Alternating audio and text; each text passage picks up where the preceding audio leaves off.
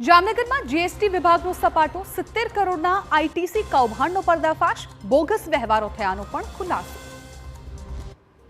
જામનગરમાં સતત 7 દિવસ સુધી તપાસ બાદ જીએસટી વિભાગનું મેગા સર્ચ ઓપરેશન પૂર્ણ થયું છે। જીએસટી વિભાગે સતત 7 દિવસથી મેટલ બાંધકામ સરકારી કોન્ટ્રાક્ટર ઓટો સ્પેર પાર્ટ્સ અને મોટી મશીનરી હાયર કરતી 21 પેઢીમાં સર્ચ ઓપરેશન હાથ ધર્યું હતું, જેમાં કરોડો રૂપિયાના બેનામી વ્યવહારો સામે આવ્યા છે।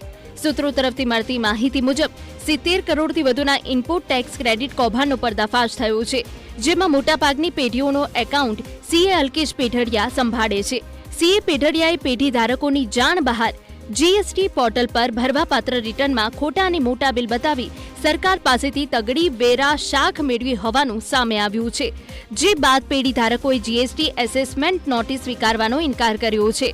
ઓટો સ્પેરપાર્ટના ધંધાર્થી પ્રદીપસિંહ જાડેજાએ સીએ અલ્કેશ પેઢડિયાએ સામે સિટી સી ડિવિઝનમાં વિશ્વાસઘાતની ફરિયાદ નોંધાવી છે।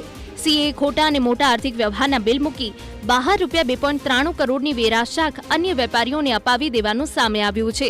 દરોડાના પ્રથમ દિવસથી જ સીએ અલ્કેશ પેઢડિયા ભૂગર્ભમાં છે।